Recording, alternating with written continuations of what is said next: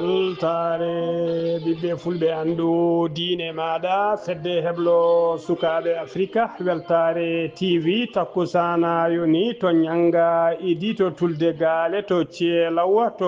to gorala guidala to silɓe to ologa ko on takkusan juula ha to galle ceerno mouhamadou alassana ba to darila idi ko on takkusan juula ha to galle ceerno saydou nourou ba to paate galoy ko taari ɗum kala ene jeeya e gardini kabaruji men to leydi Mauritanie poste gendarmerie tawateɗo to Assur Guita ɓe teeɓima chauffeur goto ummorinoɗo boggue ene fayi Nouakchott ɓe tawrimo drogue to leydi Sénégal ma en kaale jaltugol aduna gon biyetenoɗo Mamadou Badio Camara kañum wonno président du conseil constitutionnel mo leydi Sénégal to leydi Mali ma en kaal kaye oɗo to leydi Mali ma en kaale jangu taw ko sogataɓe joguitiɓe mbaɗi eɓe en tawi ko sofreɓe camion ngaji kewɗi dimdinoɗi marchandise panoɗi toon to Niger tedde Afrique ma en jabbo musidɗo men Alassana Oumara Bocca habaruji men joolam jaɓiri ma en jaa ha to leydi witedi Saint Dominique jen to leydi Turquie to leydi France ha to leydi Iran bisimilla mone kirki hotodirte joni piren pacciren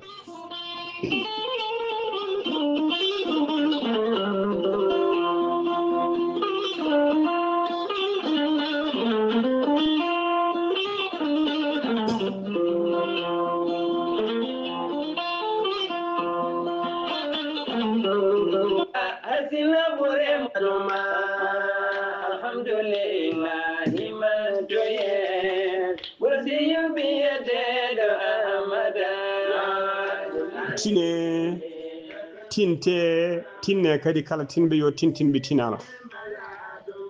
son keɗima ɗeɗo daade alɓuɓe belɗe holto paaɗen koto wuuro wiyetego Darel Idi walla sen jiiɗi mbiyen Darel Maaro to Darel Idi noon holko jogori kewde toon ko ziyara annuel woni ziyara mbaɗowo kala hitande tawi ko ziyara ceerno Mouhamadou Alassane Ba ɓurɗo lollirde ceerno Bayil Ba dendagal almuɓe makko dendagal yidɓe makko e yaadiɓe makko ha tengti noon e goomu juɓɓudi halfinaɓe ko fati ziyara o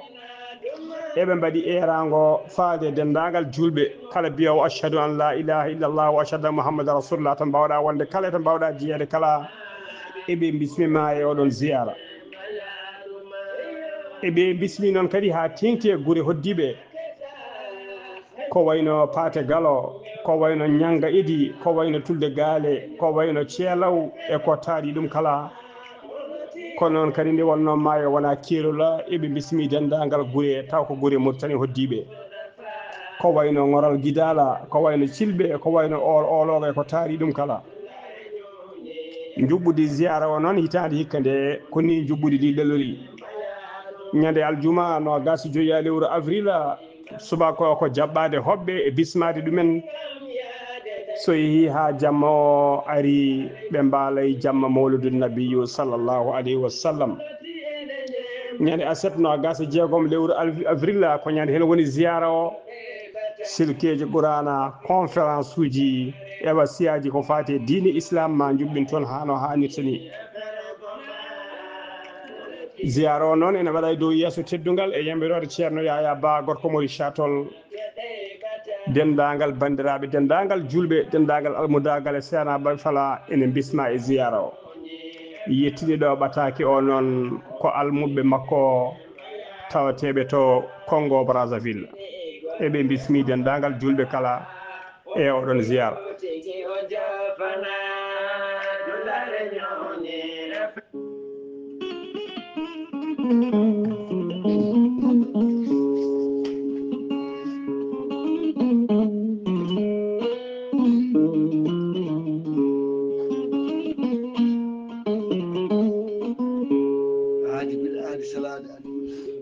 salade aadi ɓuuri fettude aadi ceerno Amadou Tidiane Diallo gorko mo melga wuuro jinneji wi ko fettata aadi mo adodiri e jande weltare ɓiɓɓe fulɓe andu diine maɗa weltare TV ceerno Amadou Tidiane Diallo gorko mo melga wuro jinneji ko wittiyanke leɗɗe ko safriyanke safruji bina fina tawa gando bindi jaadino balawale danwal kala gorko mo melga wuro jinneji ko baɗɗo wittoji mum e gandal tigi tigi tawɗo gandal kadi e galle bamum gorko mo melga wuro jinneji ene safar rafiji kewɗi ɗe jiida cirola wonduɓe kista fibram bagal sita koyɗe musoje koyɗe ɓuutoje koyɗe guloje ɓalli ƴakkoji kala gorko mo melga wuro jinneji dendaga rafi mbawɗa wondude on ɓurodirta balɗe tati so tawi oɗon maldana mbiya alhamdulillah rabbil alamin gorko mo melga wuro jinneji ne yawna ɓen wonduɓe prostate hay sino prostate ma koko ɓuuti ha ala ko heddi so wona aɗa oppiro so tawi on jokkodiri balɗe tati certa hen ha laaɓa gorko mo melga wuro jinneji ne yawna ɓen usturaɓe gorago yawɓe yitade koyemen jippiɓe leece fiɗaɓe kala gorko mo melga wuro jinneji ne jogui leɗɗe mbiyete ko meeɗi moosa a ƴetta ɗum joni joni moosa nofuru nofuru certa e dendagal caɗele gorago ha laaɓa ha cikkama taw ko sagata gorko mo duuɓi nogas joyyi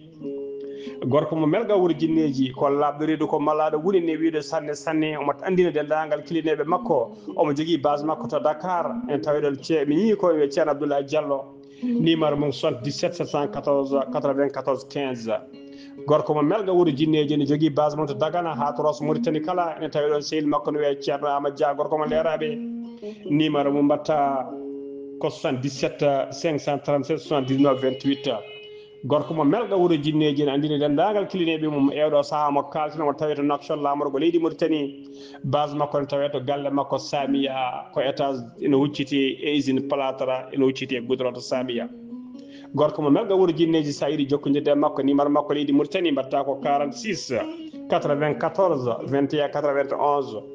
numéro makko leydi France kadi WhatsApp o ne yaaha mbatta ko 00336 0404 66 27 gorko mo melga wuro jinneji ko labɗo reedu kommalaɗo woni mbadden dando faade ceerno Amadou Tidiane Diallo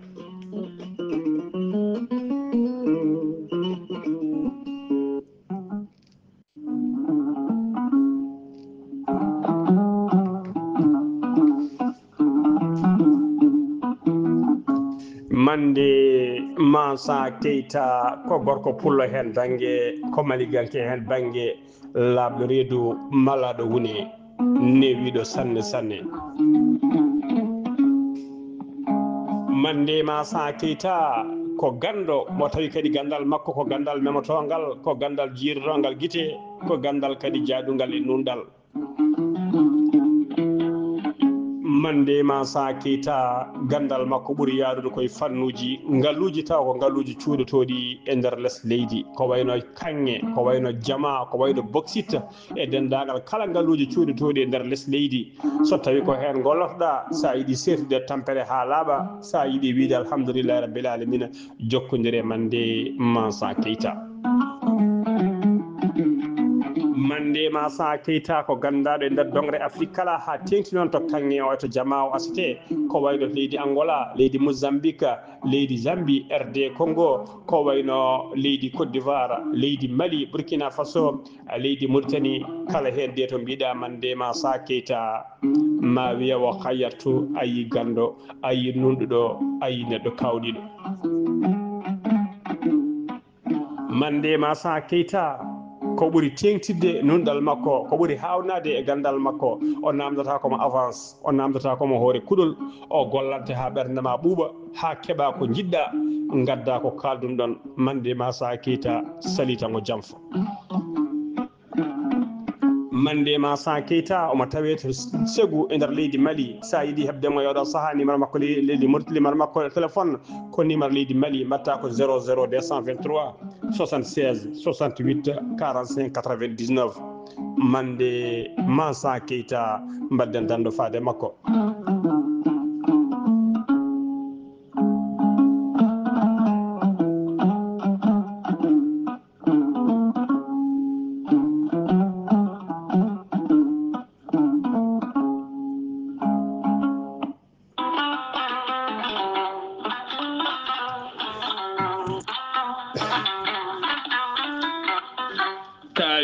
mawɗo ekkiɗo hen lekki mbiyaki gorel te ko ha ko moƴƴo iwru ko to kordi noro ari ko wallude e safrude ha moni kala yito hen hoore muɗuma ɓen hutortoɓe gorelte mbi'i alhamdulillah yoga hen ko joguinoɓe ñabboji kawniɗi no feewi yoga e docteur e mabɓe kolliti hol o safara mon jiituɗon an neɗɗo toƴiɗo joguiɗo AVC jogui cardiaque ƴiƴam dogata e ɓandu mum ɓandu jaaɗoru ɓandu wuloru prostate yoga e ñabbuji goɗɗi kala hay janowo kala mum de so jokkodire gorelte ma yiito hoore muɗuma gorelte ko haako moƴƴo iwru ko to kordi nooro ari ko wallude e safrude ha moni kala tina hoore mum a yittat ko jamireɗa mbaɗa e ndiyam ngulɗam aɗa yara aɗa yiito cellal ɓandu maɗa Pula Afrique joguiɗo AVC jogui cardiaque ƴiƴam dogata e ɓandu mum ɓandu jaaɗoru ɓandu wuloru prostate yoga e ñabbuji goɗɗi kala hay janowo kala mum de so jokkodire gorelte ma yiito hoore muɗuma gorelte ko haako moƴƴo iwru ko to kordi nooro ari ko wallude e safrude ha moni kala tina hoore mum a yittat ko jamireɗa mbaɗa e ndiyam ngulɗam aɗa yara aɗa yiito cellal ɓandu maɗa so tawi jiɗɗa ko hebde ko laaɓi ko fati gorelte jahata koto site mabɓe internet a mbaɗa www.gorelte ma janggan hoorema kala muma so tawi noon ko tonggode gorelte gonɗa koto Italie jokkodirta koye ceerno Abouli mbatta ko plus 39 339 856 67 39 so tawi noon gonɗa koto Espagne jokkodirta koye Amadou Touré plus 34 643 29 22 96 so tawi noon gonɗa koto Mbour jokkodirta koye Saydou Ndaw 77 388 21 88 so tawi noon gonɗa koto Ndendori jokkodirta koye Salif Diallo 77 901 74 67 so tawi noon gonɗa koto Kaolack jokkodirta koye Khadidiatou Guissé mbatta ko 77 693 55 12 so tawi noon gonɗa koto Jimbe jokkodirta koye Amadou Thioban mbatta ko 77 428 85 88 so tawi noon gonɗa koto leydi France jokkodirta koye Harouna Ngayda 06 50 99 64 43 musidɓe tedduɓe gorelte ko safara tan woni e muɗuma kettode kaburuji mon e demgal pula Afrique Asie Europe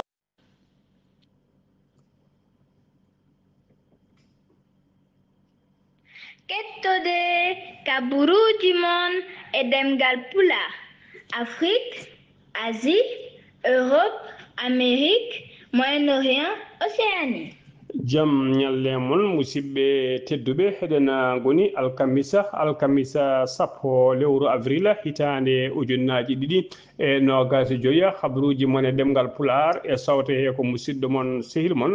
Ghali Abouba to karallagal ha mbawon yiiden to banggue natte ɓosoje ko uji men e ɗemgal pular e sawte ko musidɗo mon sehil mon Ghali Abouba to karallagal ha mbawon yiiden to banggue natte ɓosoje ko miñi men sehil men Saydou Abouba hono noon mbiruɗen gardidi kabaruji men koto leydi Mauritanie puɗorɗen to leydi Mauritanie gendarmerie nationale tawateɓe kay to poste de contrôle mo Achir Guita ɓe teɓima chauffeur goto ɓe tawi makko noon doroko oto makko noon umorno koto bogge noon o tawrama kiloji ɗiɗi ene fawi kiloji ɗiɗi piccal 4 kilogramme tawi ko cannabis o yinno noon nawde drogue o ko nande drogue o ko nder nakchat siftinde on noon siftinde on noon poste Assur Guita tawate tigi koye dow route national lawol de l'espoir tawi kadi ko kerol hakkude région de Trarza kañum e région de Brakna ha joni ko leydi Mauritanie keddoɗen alarba hanki o e nder jonde jagorɗe joɗinode biyeteɗo Dahmani wula Beyrouka o suɓama ono mama gouverneur mo Guidi Maga o lomti e poste he noon ko biyeteɗo Ahmed wul Mohamed Mahmoud wul Dem gonnoɗo gouverneur kay ittaɗo e golle mum walla jowaɗi e golle mum kay caggal nde maayi ɗo ubbitino to bamule Sehil Babi sarima noon vidéo sarima no feewi e nder réseaux sociaux ha hewɓe kay tawi ko halfinnoɓe diwan o ittanoma e golle mumen ha joni ko leydi Mauritanie keɗoɗen e nder jonde jagorɗe joɗinode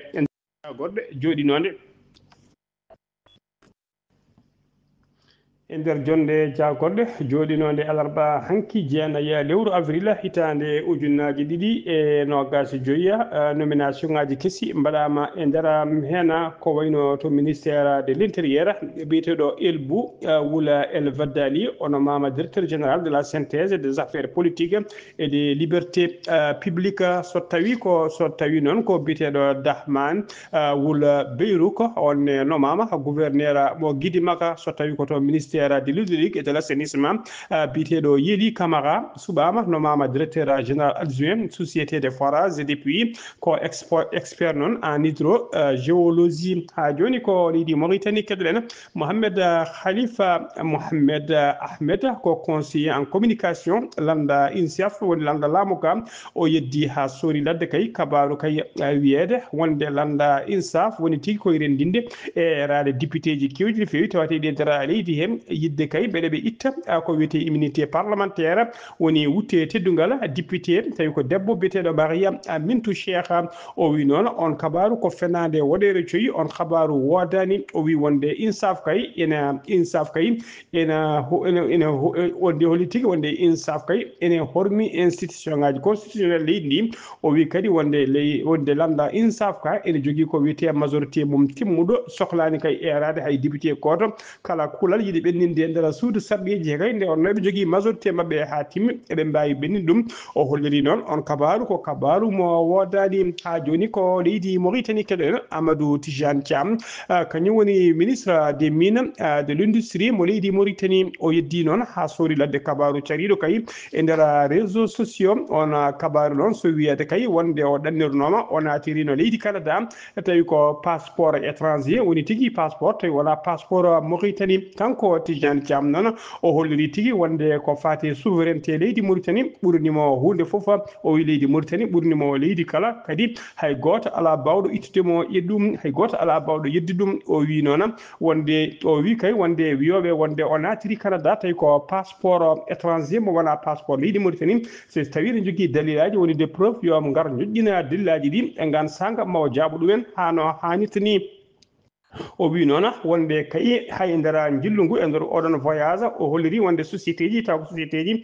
étranger uji jiiɗino tigui ƴettude en charge ko fate frais participation leydi Mauritanie e oɗon tigui sommet kono noon o holliri tigui wonde ko kanko sali ɗum saabu respect kay mo jogui ko fate souveraineté nationale jendi Mauritanie ha joni ko leydi Mauritanie keɗen Mohamed Salem Wula Merzoug ko jagorgal kalfinaɗo ko fate gueɗe caggal leydi jokkodiral leyɗele ko kanko kadi woni oɗo saaha joni nulaɗo kuwolaɗo Mohamed Cheikh Al Ghazouani horejo ɗi caggal noon nde o ummino toon to Dakar o yettima to Guinée Bissau yettima to Guinée Bissau nden o yettima to Guinée Bissau noon o wiiɗi Oumarou Sissoko Mbalo horejo leydi Guinée Bissau ɓattake mo nando mum seydi mum Mohamed Cheikh Al Ghazouani windi faade makko horejo jagorɗe leydi Guinée Bissau o jaɓɓimomo tigui jaɓɓimomo jaɓɓugal paadigal no fewi joddima e makko kadi hono biyeteɗo Rey Diary Diallo kañum woni hoto jagorɗe leydi Guinée Bissau ɓe jewtidi ko heewi noon ko fate jokkodiral moƴƴal hakkude leydi ɗe ɗiɗi ɓe jewtidi kadi ko fate caɗele gowraɗe oɗo saaha joni ko fate ɗanne tawi ko ɗanne suuɗari e ko fati e trafic des migrants e ɗum noon woni koɓe jewti e oɗo saaha joni gam yidde kaya wallodirde peeje mabɓe doole mabɓe ha wawde haɓade ɗeɗon caɗele koye leydi sen ummima to leydi Mauritanie koto leydi Sénégal paaɗe nan laamu leydi Sénégal ene tawe sunare mawnu no fewi jaltugol aduna gonnoɗo président du conseil constitutionnel mo leydi ɗi biyeteɗo Mamadou Badio Camara wonino kadi procureur o wonino procureur de la république auprès de la cour suprême ko alkamisa hande noon sappo lewru avril o hooti e joomi koye septembre 2022 donc guila ndena Macky Sall suɓinoma waɗimo hoorejo conseil constitutionnel mo leydi Sénégal jayde weltare bibbe fulbe and diine maada weltare TV ne facca sunare faade dendangal bismu makko e fami makko e laamo leydi Sénégal kala ha joni ko leydi Sénégal keddoden police ji jeenayo darima yeso tribunal de correctionnel mo Pikine dum ko nyade talata hecci hanki o nyan talata hecci hanki o be tuma non koko faati nguyka xaalis kewden fewi kene qime ha temedde didi million tawi koye juude be ƴetto dum ko juude commerçant ji didi malinabe be tettuno e juude mumen dum non fuddino tigi alhaali o fuddi ko gila jamma no gas ne weta no gas go lewru juliye hitande ujunnaji didi e no gas naya commerçant ji malinabe dido be hen goto ne wiye vanama on batide e goddo wite ko ali jingiba be mbada be wite ko ali jingara be non be gonnoti koy ya be gonnoti ko be non dartono ti ko wadde ya gartam hakkunde Dubai Bamako e Dakar police ji di non de mabbe koyngela ha to yaltirde sortie 9 autoroute à péage be dartini auto mabbe kat commerçant ji di non be minute dumen be minute commerçant ji di kala be nayi be ha to wite carrière Jacques Mbawo be tawi auto non be tawi auto hem sakko saji wondude e valise ha wi daka khalisa nden non be tawi en khalisa on khalis non gime ha temedde jeegom capande joya million police ji di non namdibe kay nden dokkata be dokkata dum hen 40% e on khalis do woni tigi commerçant ji di bi loppeta ciagal dum nande ciali rokkude be e khalis he be bayi moftude dina commerçant ji di be moftude men ha sanga wen doga be dawi to poste police dena police ji non nayi be to poste police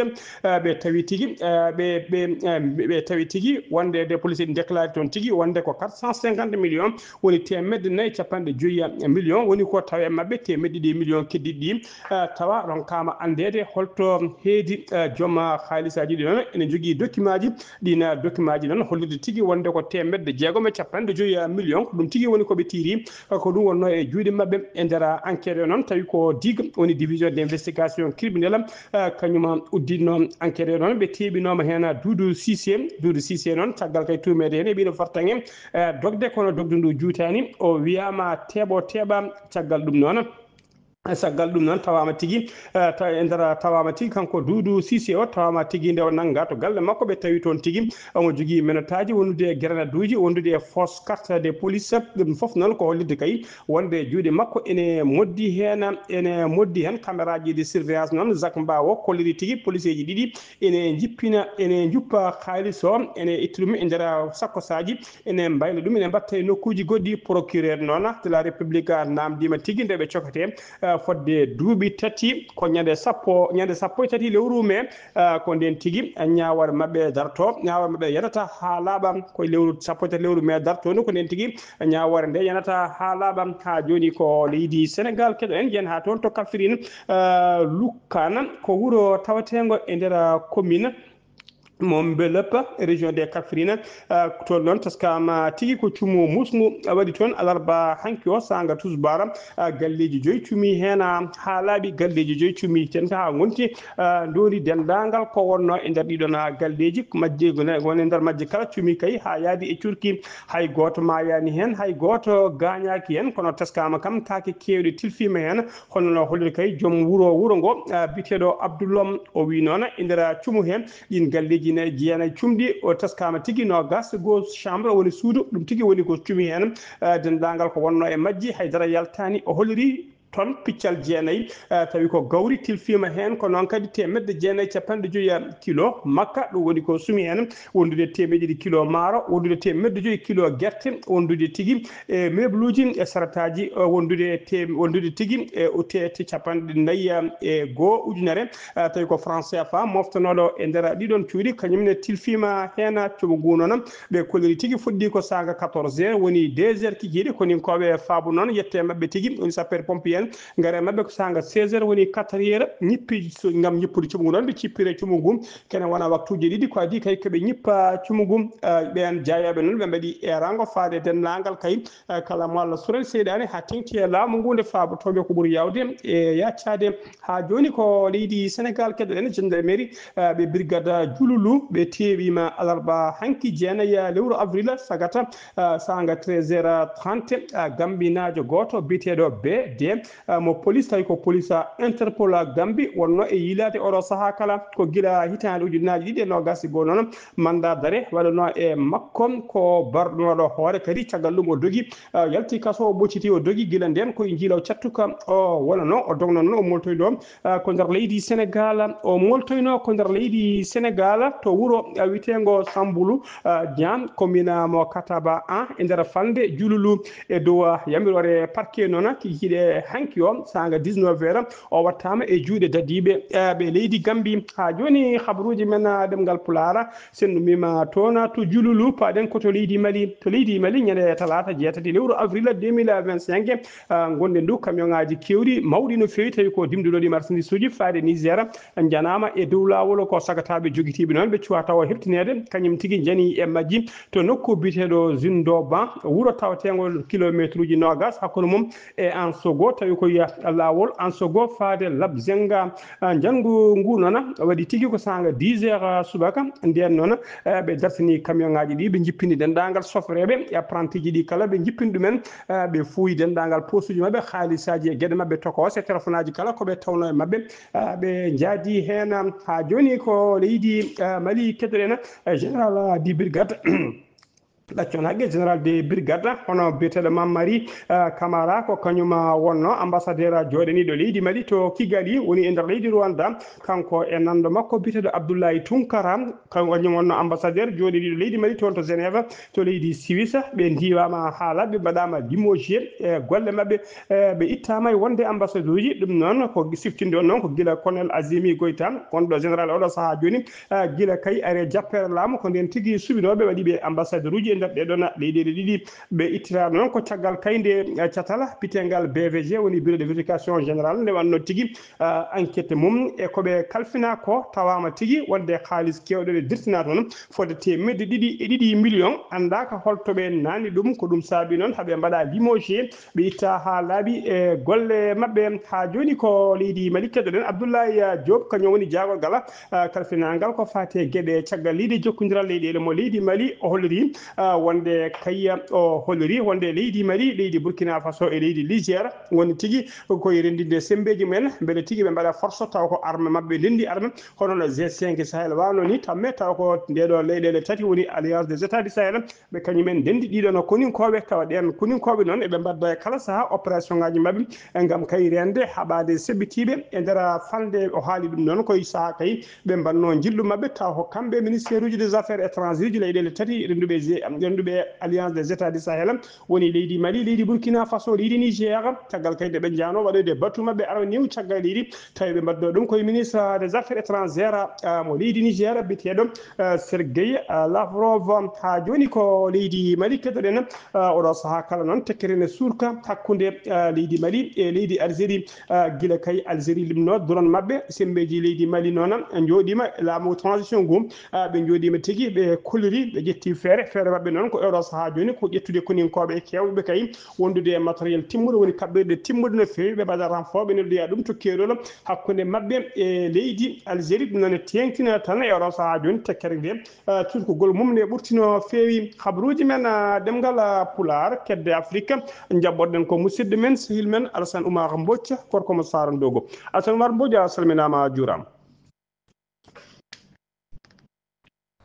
en calmitima Ghali Abouba calmini dendagal hettiyankoɓe Ayawu TV habaruji men e dongre Afrique e ñalawma hande o puɗɗoɗen ko leydi Mali to nde hakkude mabɓe leydi hono Algérie CEDEAO kamɓe ɗe noddi taw kadi ko mbaɗi erago wonde kay yoɓe yo kaltigal wadde hakkude leyɗele ɗiɗɗe taw noon CEDEAO kay wi wonde leyɗele ɗiɗɗe yoɓe kaldu mata kay aɓe gartira hono deƴal hakkude e mabɓe taw kadi ɓe mbawa kadi hono kadi silminde taw diplomatie gonɗo hakkude e mabɓe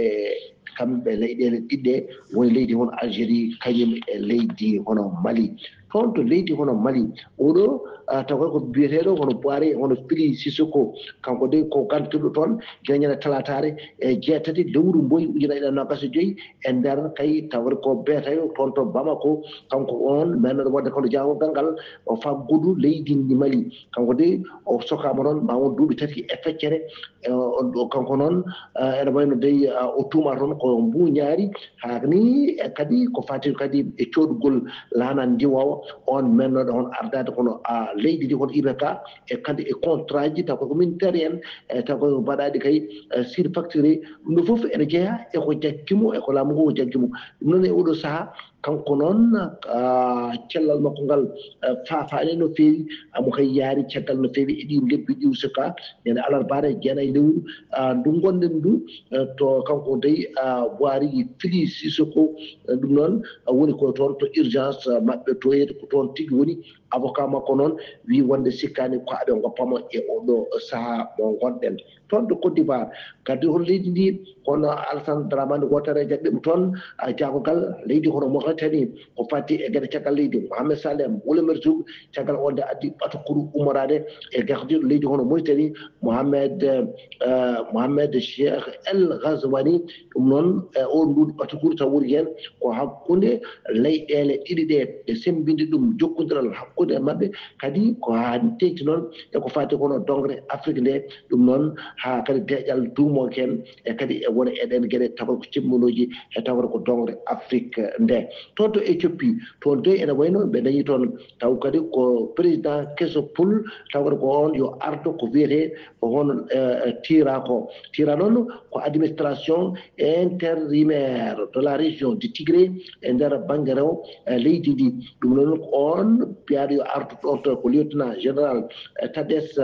Verete ko kanko woni gardiɗo sembeji taw ko ndenka toon to province oɗon kanko noon nomimo walla toɗɗimo yo ardo toon ko gardiɗo on jakorde biyeteɗo on Abiy Ahmed ɗum noon o wawi kam ƴettude kadi golle makko guila kay jeetati lewru mboyi ujunnayi ɗe nogas e joyyi ɗum ɗon ko caggal kay nde kadi tension ngaji ngari toon e nder diwan o kanko noon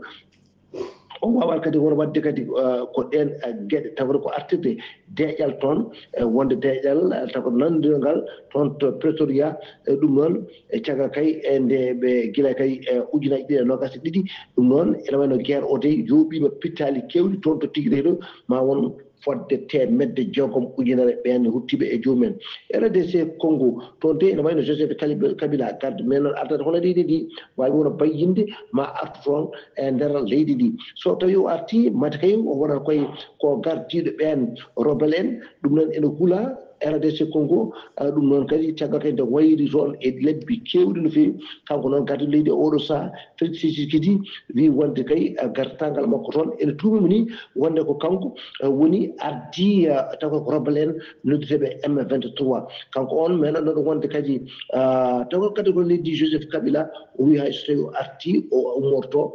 kanko dey ko toon to banggue funnague leydi ndi ko toon tigui o ardata ɗum noon ene huula tan